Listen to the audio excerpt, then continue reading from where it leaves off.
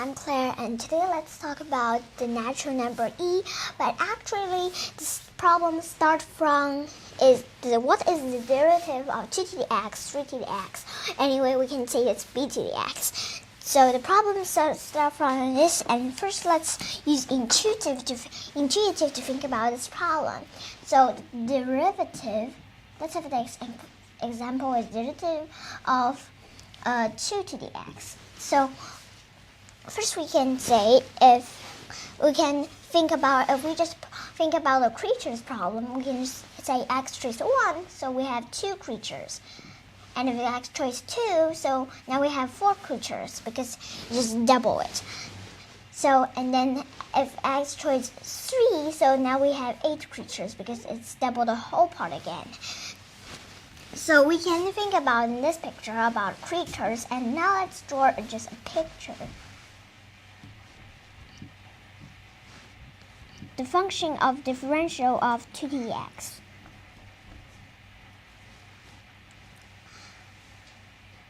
This is 1 here. Okay. The function of differential of 2 to the x.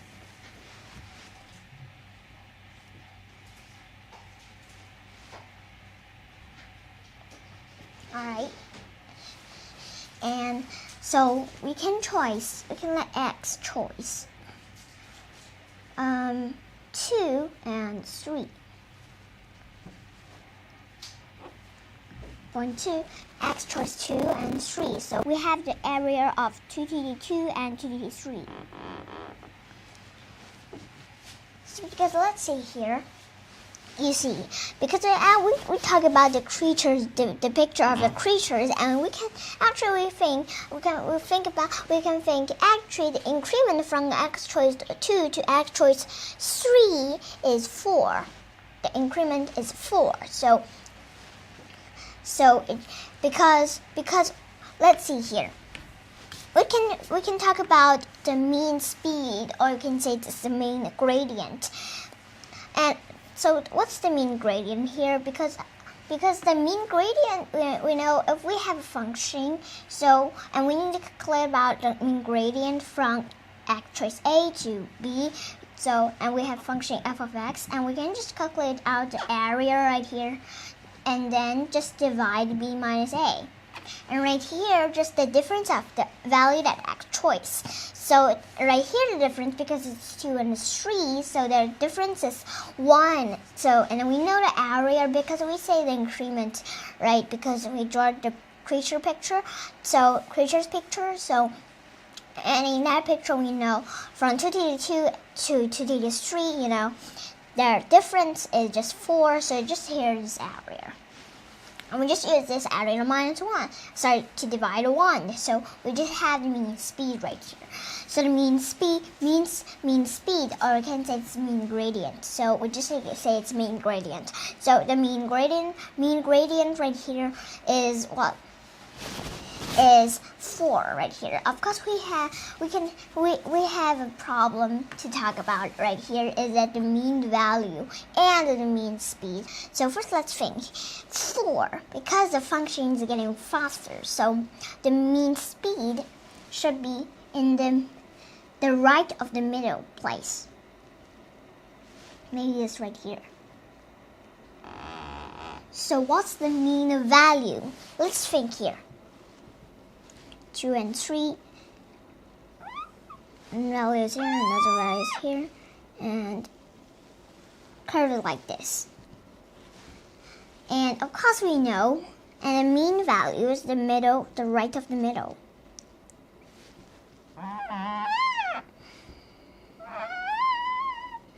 Okay, it's like that.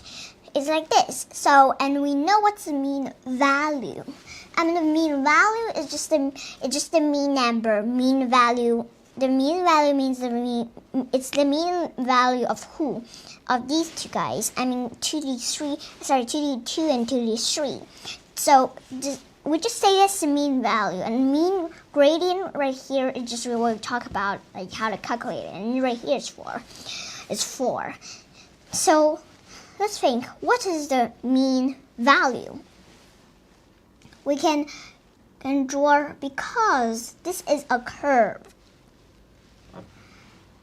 And first, we can imagine at the first time, it's just like a linear equation. Just a straight line. And then it just much more curve, and then just turning to a curve, and then much more curve, much more curve, much more curve, and so we know much more curve, so it's getting faster. So the mean gradient will just get much more right, then much more righter, much more right, get right. So what we do is let's think about the mean value. And the mean value did not change. And so the problem is right here.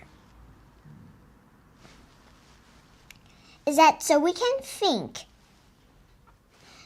So the mean value we'll find out here is like this. So actually we can think the mean gradient has a range because the mean gradient every time is getting smaller first. And draw the mean gradient now.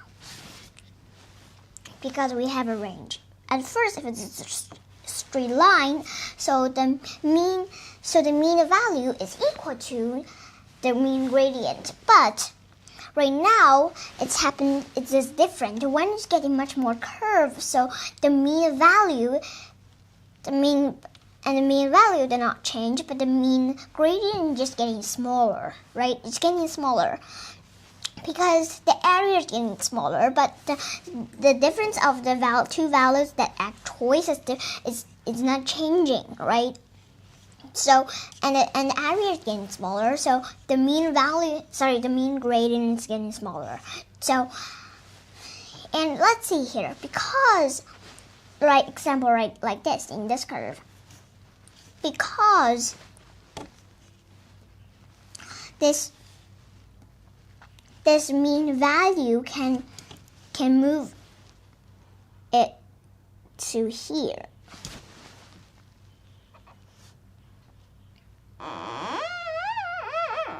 We can move it to here. And so the mean speed, the greatest mean speed, or you can say the greatest mean gradient only can be equal to the mean value. So of course the mean value will just move it just right here. So the mean speed only can move in this range. But in this picture, right, only can move in this range. So that's why.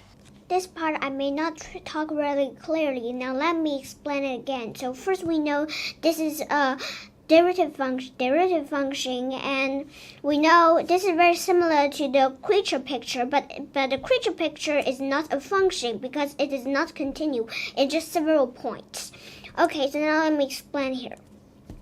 So first we know that actually this mean value it is the mean value of these two speeds and these two gradient, and the mean value actually we can say that's the mean gradient of this straight line. And so now we know, and now this straight line is getting much more curved, and then so we have and we have a mean gradient, and the mean gradient getting smaller because the definition of the mean gradient is we use this area to divide the difference of these two x that choice. Okay, and so here is 1, and it did not change, so and the area is getting less because the straight line is getting much more curved, so the area is getting less. So that means this mean gradient is getting much more getting smaller. So that means the mean gradient is less than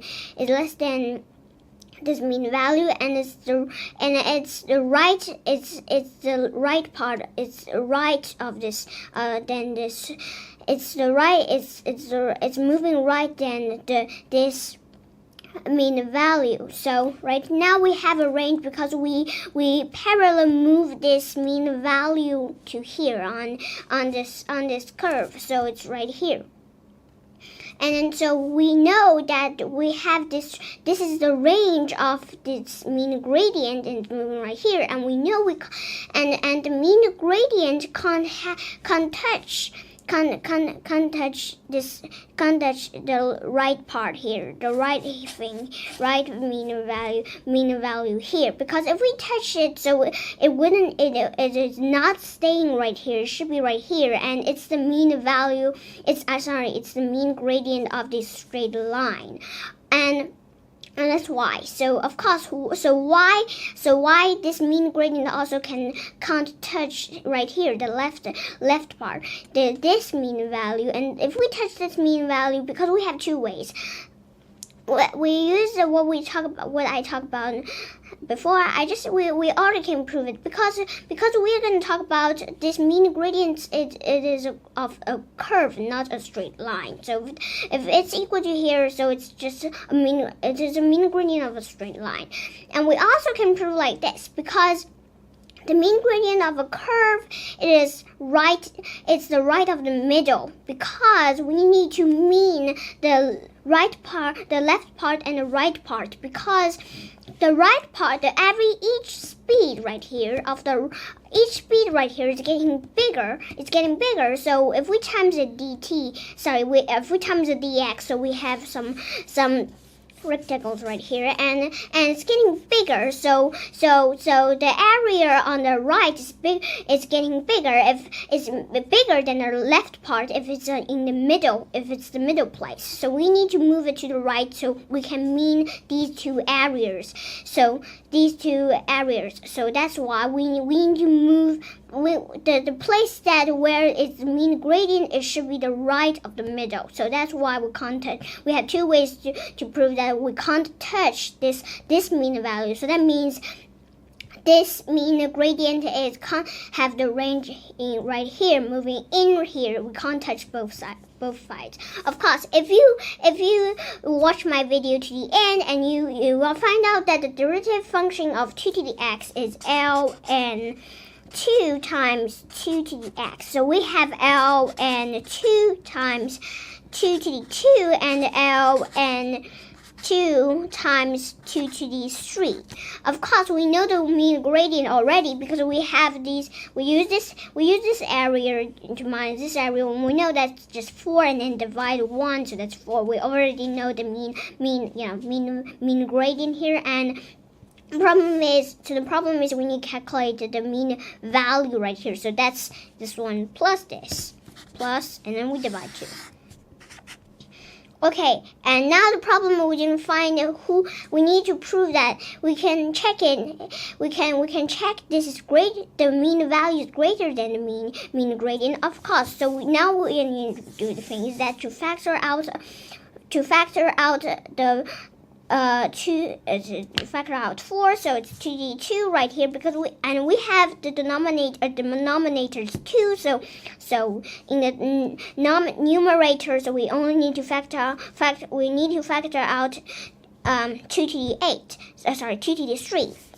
That's 8, right? So we need to factor out 2 to the 3 right here. So, and if we can, then it's divided 2, so that's equal to 2 to the 2, 4, right? And then bracket times inside is ln 2 over 2, and then plus ln 2. And if we calculated ln 2, we can just write it as 0.69. And then it's plus and divide 2. So it's, if we calculated 0, we just write it as 0.35. So if we calculate it, so that's equal to 1 point, I don't calculate it, okay, it's just greater than 1, so because we have already factored out 4, so inside this part is bigger than 1, also, of course, this is greater than 4. Now, the next step is just, we're going to use we're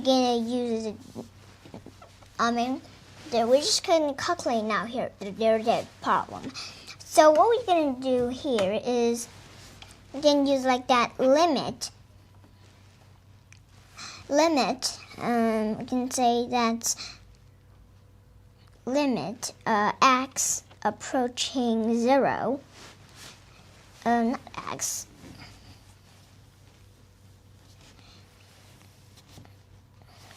You can just use maybe it's h approaching 0. And then what's here? it's 2 to the x plus h, and then minus, because it's minus 2 to the x, and then divide h. And so that's equal to, we can factor in upside, we can factor out 2 to the x. We can factor out 2 to the x. Because right in here, this part, we can change it to 2 to the x times 2 to the h. So right here, I will just change to limit h approaching 0. And then it's 2 to the x times bracket. And it's 2 to the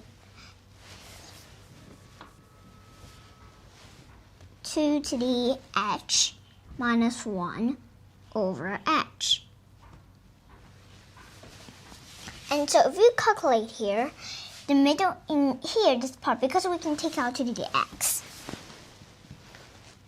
Because the limit is for h, so we can take 2 to the x outside. So now it's just like 2 to the x times limit h approaching 0, and then it is 2 to the h minus 1 over h.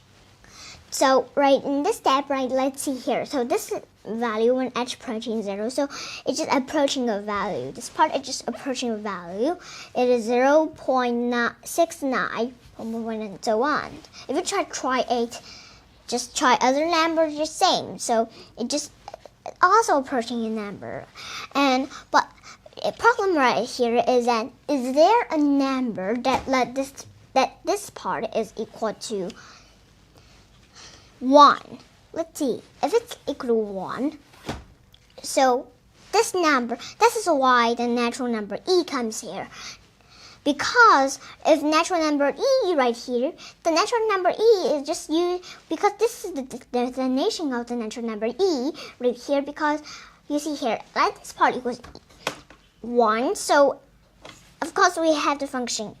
First, we don't know what is the number, what is the value of number e, but e to the x, because the derivative of e to the x is equal to e to the x times limit h approaching 0, and right in this place it is e to the h minus 1 over h. Now let this part equals 1, so the answer is e to the x. So that's why this is the definition of e to the x, right? So this is the definition of e to the x. Okay. Alright, so this is the definition of e to the x. Okay, what's the next step now here? Let's see. E to the x. So now we can use this function to calculate out e. So if we just change the function, because e is equal to, if we just move this function, because this one is equal to 1, so we just move this function, e equals, of course, don't forget we have a limit, right? So limit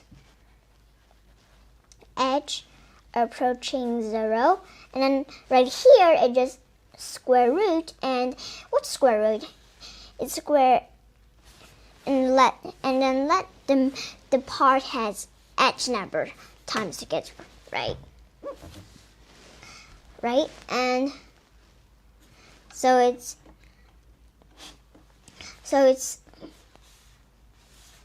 right here it's h plus 1. If you just calculate it, it's like that. Okay. So e is equal to this one, so we can use this method to calculate out e. So after we calculate out e, and so right now, we can just solve the derivative of 2 to the x, the problem of the derivative of 2 to the x. Okay, right, let's write here. Derivative of 2 to the x. Now, because the property of e is that e to the x the derivative of e to the x is still e to the x. It's the same with itself. So this is the property of e. So using this property, let's just create, we're going to create a ln function. Ln is just log e. Okay, log e. So right here, we can change it, and that's what the derivative of e to the ln and 2 times x. Alright, so the next step we're going to use chain ruler and 2 times x, so that's ln2 times, so right here, of course, because e to the x, the derivative of e to the x just itself, so here it's just e to the ln2 times x. So right in this step, we can just, this part is just to the x. So just ln2 times 2 to the x. So actually, using this method, we can solve the derivative of 2 to the x. So at the same method, actually, because of our problem at first is the derivative of b to the x, actually. Because it's to the derivative of 2 to the x, 3 to the x, actually, we can just, all of them just b to the x, so we can write like b to the x. So what's the derivative of b to the x? It's just we can use the same method, so that's equal to ln b times b to the x. So that's the derivative of b to the x.